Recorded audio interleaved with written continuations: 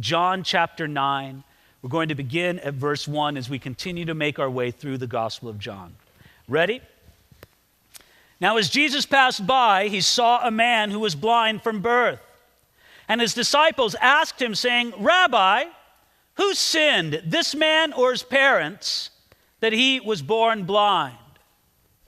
You know, the first thing I notice in those two verses is that it begins that as Jesus passed by. What's sort of fascinating about that is that if you take a look at the previous verse, the last verse of John chapter 8, it says that Jesus escaped from the temple area when the religious leaders wanted to stone him to death. Friends, they had the rocks in their hands and were cranking up to start making the throws. And it says that Jesus just passed by in the midst of them and escaped. And so John is very deliberately linking together, at least in theme, if not in chronology, these two events. Jesus passed by his enemies, he walks out of the temple area, and then he passed by a man who was born blind. You know what I think is wonderful about this? Jesus almost was stoned to death just a few moments before this. He had a heated debate with his adversaries, with the religious leaders. He walks out of there. Would you think it's strange if Jesus walked out of there and said, could you guys just please leave me alone for a couple hours? I need to unwind. But immediately as he walks out, he sees a man and has compassion on him because he's born blind. You know, there's something so wonderful about the giving, loving nature of Jesus, that when any of us would be so exhausted by what we give out, that we would just say, and I don't mean this as a condemnation, it's just natural. We would say, give me a break, I need a break. Jesus' love and care are inexhaustible, and they're there for you today. So anyway, as Jesus passes by, you notice what happens here. Verse 2, the disciples ask a question, and what's the question? Rabbi, who sinned, this man or his parents, that he was born blind? There's a couple things to notice there. The first thing to notice is that the disciples immediately believed that that man's condition of blindness from birth was caused by particular sin. They didn't know if it was a particular sin on his behalf or on his parents' behalf, but that's why they asked the question. But here's the second part that I find very fascinating. They looked at the man and they saw a fascinating theological question. It's as if they look at the man born blind who's begging and they stroke their chins and they say, now this is an interesting question, isn't it? Well, we were just discussing it the other day around coffee together as disciples. What is the origin of evil? And how do such things come in the world? And what is the cause of them? And this is a very interesting theological problem, Jesus. Would you like to weigh in on it as well? They saw it as a fascinating theological question. Jesus saw it as a man in need who needed help. What a difference between the two, isn't it? And we're going to see how Jesus comes and he says, no, I want to show you something different. I'm going to show you another way. I'm not going to dwell on the theological puzzle. I'm going to actually help the man. Friends, we would do better in this world if we focused less on trying to crack theological nuts and if we focused more on just serving the bread of life to hungry people. That's what Jesus was going to do. So Jesus says, no, that's the focus, not merely talking about his problem. But secondly, notice this, Jesus is going to address the entire premise they had that this man's problem was due to particular sin. You see, among the Jewish people at that time, it was commonly believed that suffering, and for some reason, especially blindness, was due to particular sin. One rabbi said it like this. He said, there is no death without sin, and there is no suffering without iniquity. In other words, are you suffering in your life? Well, then where's the sin? That's how they thought, or at least many of the Jews of Jesus' time. And so the disciples were asking these questions that really are some of these big, significant theological questions that people have. You know, why do bad things happen? Why do people suffer? And they're trying to point at these questions. Jesus is going to answer them, but not particularly in the way that they expect. But friends, these are some serious questions, aren't they? Have you ever thought about it? That we come into the world causing pain. If not, just ask your mom. Maybe you had one of those pain-free births, but most people don't. We come into this world causing pain, and we feel pain as soon as we're born. What's the first sound we make? It's a scream. It's a cry. That's the first sound we make. To be human is to know pain in some regard.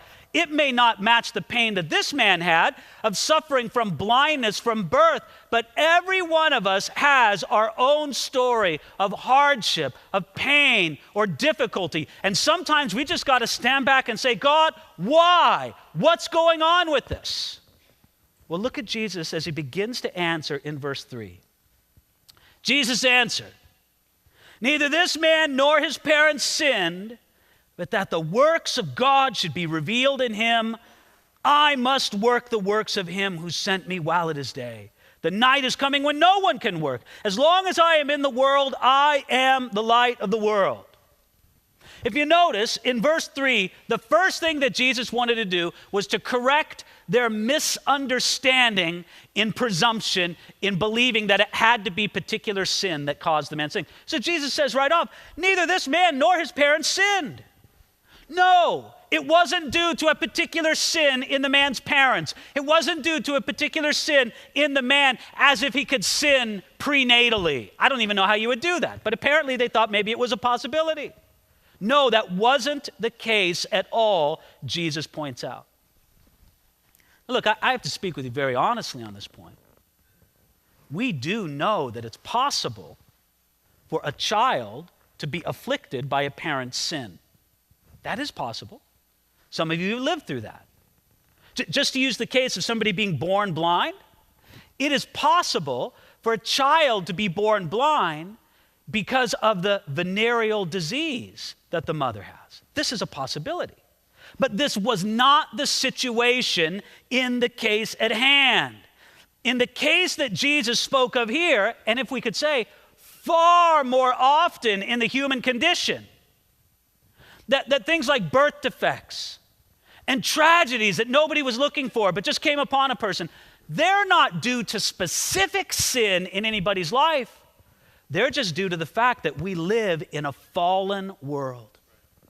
That we have inherited from our first father, Adam, a sinful condition. And when the principle of death and chaos was introduced in this world, it had effects that Adam could never conceive of, but come down to us in the present day. The sin of Adam set the principles of death and its associated destruction in the world. We've had to deal with it ever since. Now that might sound pretty depressing, but let me give you the good news. Here's the truth, if I could present it like this. We live in a fallen world that is on its way to being a redeemed world. That's how God has engineered our present world. Our world is fallen. There's no doubt about it. We see it and experience it all the time. Nevertheless, don't lose sight of the fact that God is moving every day in history towards that ultimate goal of a redeemed world. Don't lose sight of it. Now, you and I may object. You may say, God, it would have been way better if you would have never let the world fall to begin with. We should have just stayed perfect and never had sin, never had death, never had destruction. That would have been way better. Well, listen, I appreciate your opinion on that, but it really doesn't matter, does it? Because God's in control of these things and not us. And I think it's much better for us, even though it is difficult sometimes, painfully difficult, it's better for us to humbly bow our knee before God and say, God, I will accept your greater wisdom. That if it is better for the world to be fallen now but lead to a redeemed world, if a redeemed world is greater than a world that never experienced the fall, then Lord, I'll leave that up to your wisdom and I'll get with your plan right now. But friends, don't miss the good truth that even in the fallen world, God works the redemption right now. In other words, he sends forth bursts and gifts and aspects of that ultimate redemption into the world right here and now. He heals people right here and now. Not everybody, but he heals people right in the here and now, and we can experience that as God gives it out. Let me explain it to you this way. Does anybody think there will be in heaven people who remain blind? I don't think so. I think in heaven everybody can see. God will bring that ultimate redemption in the world to come. But you want to know the good news? Is that sometimes in this present world, God sends that gift from the world to come right here, right now. So we believe and we see it. God heals people today. God does great things in our midst today. We can't command it. We don't always know why he would do it here and not do it there. We don't know. But we are so grateful that again and again and again, he sends forth sort of these bursts, these these shining lights of his ultimate redemption into the world today. The bottom line of it is this. If you really want to see an unfallen world, you're only going to gain it in Jesus. You need to get right with him now, today. Don't think that you're going to reject Jesus and push him away and then have anything to do with an unfallen world. No. This is for those who gain it through Jesus now. So the first thing he did was he corrected his disciples. But then notice what he says next in verse 3. It's a notable phrase. He says, but that the works of God should be revealed in him. Now, speaking to this man's specific situation, Jesus told them that even his blindness was in the plan of God so that the works of God should be revealed in him. Friends, I think of it. I think of all the times that little blind boy asked his mother, Mom, why am I blind? Why can the other kids see and I can't? And I wonder if the mother ever felt like she had a good answer. But Jesus explained it. He says this, it's because God wants to work and to move even in this and through this. Jesus pointed the question away from the why, and he put the question on the idea, what can God do in this? And what God can do is he can show himself mighty in the condition of a man who's born blind. Now, I don't mean to spoil the story, but you know how God's going to do it in this specific man? He's going to heal him of his blindness. In just a few verses down the way, this man is going to regain his sight. That was this man's specific case. But God may reveal his works in other lives in different ways. He may do it like this. Someone who remains blind, but God gives them a joy and an endurance and a faith in their life that is undeniably the work of God in them, and people see it and take note. Are you going to say one's the work of God and one isn't? Have you ever heard of this dear woman, Joni Eareckson Tada? If you haven't, you should look her up. I'm sure there's tons of videos on the internet and teachings you can get. Joni Eareckson Tada is a precious woman who in her teens had a diving accident and became a virtual quadriplegic. She has very little use of her arms, so that's about it. That's all she can do. And for decades, she has lived a life honoring to God and being used of him and loving him and glorifying him through the pain and through the difficulty of her physical condition. Now, is somebody going to say that God's works are not manifest in Joni Eareckson Tada? No way. You look at her and her life and you go, God, you've done an amazing work there. God may do an amazing work in granting endurance and joy in the midst of the difficulty. He may grant an amazing work and show an amazing work by delivering the person from the affliction. But either way, God's interest is working in the affliction. And that's why Jesus says, I must work the works of him who sent me while it is day. God still works in this fallen world. It's things he wants to accomplish. There are things he wants to do, and he hasn't given up on the world. So what happens next? We'll take a look at it, verse 6. When he had said these things, he spat on the ground and made clay with the saliva, and he anointed the eyes of the blind man with clay. Friends, you understand what I just read to you? Jesus sets off to heal the man. What does he do? Spits on the ground, bends down, I suppose, kneads it into some clay, puts it on the guy's eyes. And you guys just acted like it was a normal thing. Like, oh yeah, Jesus did that. Jesus did that. How about if we started doing that when people come up on the prayer team here? Doesn't matter what your problem is, I've got an uncle, he needs to be saved. Here, let me spit, put it in your eyes. Can we just agree that's a very strange thing that Jesus did? Now, it wasn't so strange in those days. In the ancient world, they actually believed that the saliva of a person, especially an important person, may have medicinal powers. So it was a little more culturally relevant back then, but it was still weird. It's weird to put mud in somebody's eyeballs no matter what the culture is. But that's what Jesus did. He actually spat, made clay, stuck it in the guy's eyes, and we just ask Jesus, why are you doing this? I think Jesus is looking at least two things here, two things. Number one, do you remember what God did when he created Adam? What did he make Adam out of? The dust of the ground. And it's almost as if Jesus says, I'm the creator, and now I'm doing a work of recreation in this man. This man has never seen before. I'm going to create sight in him just as I created the first man, Adam. I think there's a little bit of that there, but I think that the greater thing at work here is Jesus just simply saying, I like to mix it up. I'm not going to do my healings the same way every time. I don't want to act like Jesus got bored with the ways that he did healings. That's not it. But deliberately, Jesus did it different. Sometimes Jesus healed from a distance with just a word. Other times Jesus came and laid hands on an afflicted person. Sometimes Jesus rebuked a disease and it went away. Other times Jesus did strange things like spitting.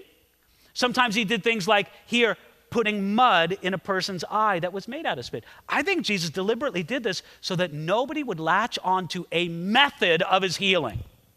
Oh, I know how he does it. It's a magic word. No, forget the words. Matter of fact, Jesus never even tells the guy that he's healed here. He never even says it. All he did is put mud in his eyes, and then we'll see what he did to him next verse. But notice, Jesus was very careful that people wouldn't establish a method from the way that he did these things. Friends, I think there's a very important principle at work here. The principle is simply this, is that God works differently in different lives. You understand that? I imagine a little get-together of people that Jesus healed. There's the leper that he healed with a touch. There's a man that he healed with a word. There's somebody else that he healed with spit. There's somebody else that he healed by casting or rebuking a demon. They say, oh, I know how Jesus heals. He has to rebuke a demon. The other guy says, are you crazy? He healed me just by speaking a word. Another guy says, you healed me. He has to touch you to heal you. And then the guy says, no, I know he has to do it. He has to put mud in your eyes. That's how he heals you. Which one of them is right? Friends, they're all right. But God has a different work to do in individual lives. Now, his goal is the same. Do you know what God's goal is in your life? To conform you to the image of Jesus Christ. That's what he's doing. Every day when you wake up, God's plan for your life is to make you a little bit more like Jesus that day. That's it. Now, the way that he works in and through that in your life and in my life to accomplish that, look, it may differ from life to life. The great goal is the same, but God has all different sorts of tools in his toolbox, and he can use those tools separately as he will. And you and I, we need to be okay with that. We cannot demand from God, you better work in my life just as you worked in the life of that other person. Or Lord, you better work in their life just as you worked in mine. We got to give God the freedom and the liberty, not that he doesn't have it, but we need to accept it that he has it, to do that kind of work. All right, continuing on, verse 7. And he said to him, go, wash in the pool of Siloam, which is translated sent. So he went and washed and came back seeing. Now, I don't think Jesus had to tell the guy to wash his eyes. I think he was going to do that whether Jesus told him or not. There's mud in his eyes. But what Jesus told him to do was go to a specific place to do it. Now, Jesus had just come out of the temple area. We don't know exactly how far away he was from the pool of Siloam. It depends on where he came out of the temple. At least a quarter mile to a half mile, the guy had to walk. Walk down steps, walk down streets. He had to go to a specific place to have his eyes washed. It wasn't like at the industrial thing where they have a little eye wash thing that you can just turn on and rinse out your eyes if there's an accident. No, he had to go to a specific place and do that in faith. He had to have the faith that Jesus told me to do it, and therefore that's why I'm going to do it. And that's what he did. So he went and washed. Friends, you understand that even though Jesus did the work, the man had to respond in faith. And I wonder how many of your lives God is working right now. He's waiting for you to have a greater response in faith. If you say, yes, Lord, I see what you're doing. I see what you're working. I want to believe, and I'm going to do what you tell me to do. And look at the great result of it. Verse 7, he came back seeing. What a strange thing it must have been for that man to come up from the pool of Siloam and for the first time to open his eyes and see light and colors and shapes and textures and human faces and everything else. I mean, he must have been absolutely excited, just giddy beyond belief.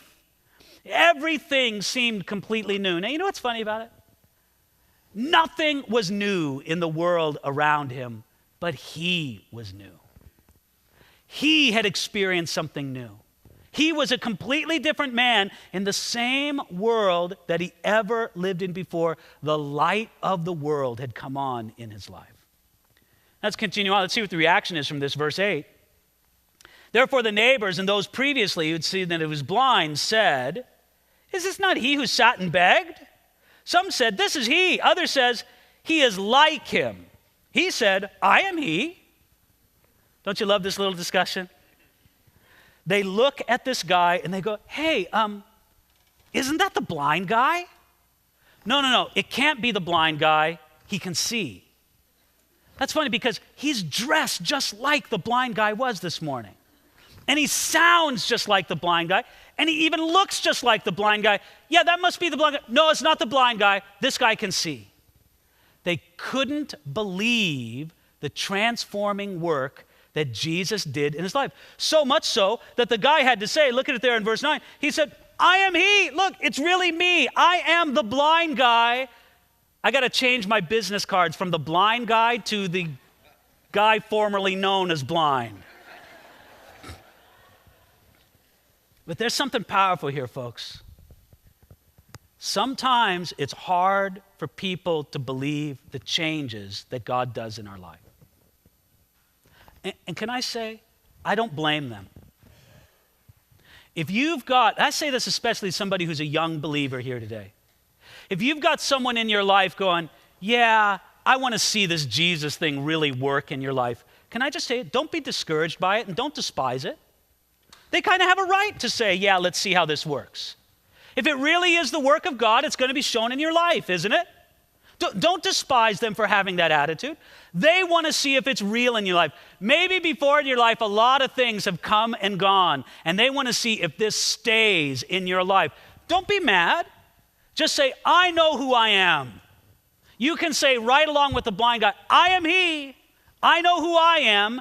You may not know who I am yet, but I'm going to keep showing you by the way I live for Jesus Christ, and you're going to see that I truly am a different person in him.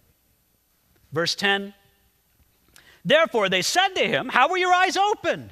He answered and said, a man called Jesus made clay and anointed my eyes and said to me, go to the pool of Siloam and wash.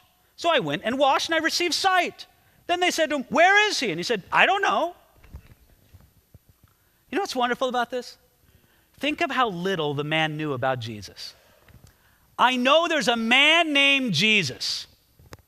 He did something to me, and I did what he told me to do. I washed my eyes, and now I'm a changed man. With that small beginning, this man's was profoundly changed by the power of Jesus. You know, the beginning of somebody's life with God can be that simple, that elementary. You don't have to know a whole system of theology. You don't have to memorize a book of the Bible. You don't have to pass a moral test before you come into the kingdom of God. It can be that easy to begin with. This is what I know. I know a man named Jesus, and he did something to me, and I did what he said, and now I have new life. That's how simple it can be. You know, if that's you, don't despise that. Those are the first steps to being a believer. And if you keep walking after the Lord, step after step, place after place, you just wait to see what God's going to develop in your life. But friends, it can begin that simple, that easy. It doesn't have to be a whole theological treatise or philosophical exam. No, I know a man named Jesus. He did something to me. I responded to what he did in faith and obedience. And now look, my life has changed. It can be that simple. That's how it was for this man. Matter of fact, this man never even saw Jesus until later in the story. He didn't even know what Jesus looked like. If you were to put Jesus, is that Jesus? I don't know. I never saw the guy before. I was blind when he spoke to me. He'll meet up with Jesus later, and we'll get into that. Verse 13. They brought him who was formerly blind to the Pharisees. Now it was a Sabbath when Jesus made the clay and opened his eyes. Okay, if we're making a movie of this, the music goes dun, dun, dun, dun in the background. It was a Sabbath. Then the Pharisees also asked him again how he had received his sight. He said to them, he put clay on my eyes and I washed and I see. Now notice this, verse 14. Now it was a Sabbath when Jesus made the clay and opened his eyes. Jesus deliberately did it on a Sabbath. Jesus could have said, hey man, see you're in this condition, I'll come back and catch you tomorrow. He didn't do it. He healed the man right then and there. And according to the religious regulations, not according to the law of God, but according to religious regulations, Jesus broke the Sabbath. Do you know how Jesus broke the Sabbath? Jesus broke the Sabbath because he was guilty of kneading. What do I mean? Kneading, K-N-E-A-D-I-N-G, like kneading bread. When Jesus took about a thimbleful of spit, by the way, just think, does anybody know what a thimble is anymore? Are you under 20 and do you know what a thimble is either? Okay, Jesus took about a thimbleful of spit, put it on the ground, made a little bit of clay, and they said, it's like he's kneading bread.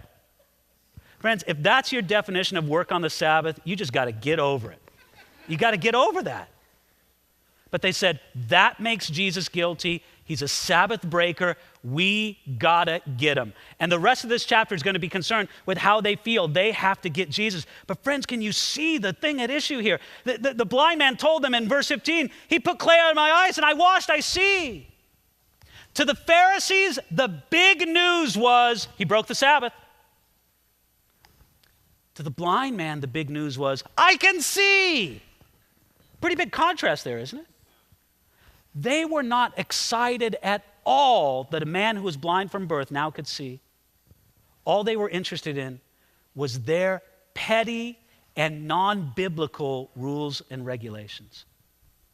Friends, it's a sad, sad thing. It's a very sad thing. We can miss what God has done and is doing because we put so much emphasis on man-made rules and regulations that we don't see and celebrate the work of God. I think it's profoundly sad with these Pharisees. They had something that they should have been super happy about. It didn't impact them at all because all they could see was their own list of rules and regulations, and Jesus violated that, so they go, well, we got to nail him. He's a Sabbath breaker. Friends, don't miss out on that. Ask God to give you eyes to see the good things that he's doing all over the place, to see his hand at work. And God will show you if you ask him to do that. All right, let's take a look at the last verse here, verse 16. Therefore, some of the Pharisees said, this man is not from God because he does not keep the Sabbath. Others said, how can a man who's a sinner do such things? And there was a division among them. Notice that verse 16. There was a division among them. They divided into two different camps.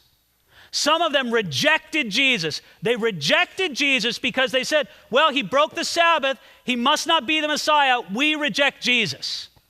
The other group of them said, you know what? Maybe our understanding of the Sabbath traditions is wrong. And maybe this guy really is from God. Friends, there was a lot more evidence for the second proposition. But they wanted to align themselves with those who rejected, and it seemed like there was just a few who accepted. I don't know why I made this side of the room the rejectors. I want you to know, first service, I made this side of the room the rejectors. I'm trying to give equal opportunity on both sides of the room. But this is the point of it. There was a division among them, and most of them rejected Jesus. Because in the rest of the chapter, that's all you hear from is those who rejected him. They rejected Jesus despite the evidence, not because of it. All the evidence before them said, look at this amazing man who put mud on a man's eyes and he washed and he's healed. There's something here. We're a little messed up in our understanding of the Sabbath. Look at what this man did. That's what a logical pursuit of the evidence would have led them to say. But they didn't want to say it. Friends, I'll just leave you with this one last principle. When you want to reject Jesus, any excuse will do. It's true, isn't it? These guys didn't have good reason for rejecting Jesus. But if you want to reject Jesus, if you want to put off a true surrender of your life to Jesus Christ, it's amazing how many excuses you can think of. And any one of them will do. Any one of them will. Friends, it's time for you and I to say, when the camps are divided between those who accept and those who reject, those who submit to Jesus and those who resist him, we want to be fully on the side of those who submit and surrender to him completely, and we're not going to make excuses for it anymore. Because really, any excuse will do when you want to reject Jesus. Father, that's my prayer for your people here. I pray, God, that you would draw us each into this place of a genuine surrender before you. Lord, I think there may be some lives here this morning that have never done that. Lord, won't you prompt them to do it? But won't you prompt them just to say, okay, God, I give up. Stop making excuses. Jesus, you are who you say you are. And I want to come to a man named Jesus, and Jesus, do something to me, and I'll respond in obedience, and then begin your work in me. But Jesus, maybe some of us, we know you, but Lord, there's just some tangible aspect of surrender that's lacking. Lord, I pray that you'd move in those lives as well. Because Jesus, we want to be on board with what you're doing to bring your redemption to this fallen world. Help us to do it, Lord. I pray that you'd have your hand upon the prayer team as they seek to pray and connect and minister unto people who have their own individual needs and in whom you have worked this morning. Do your work in our midst, Lord, we pray. In Jesus' name, amen.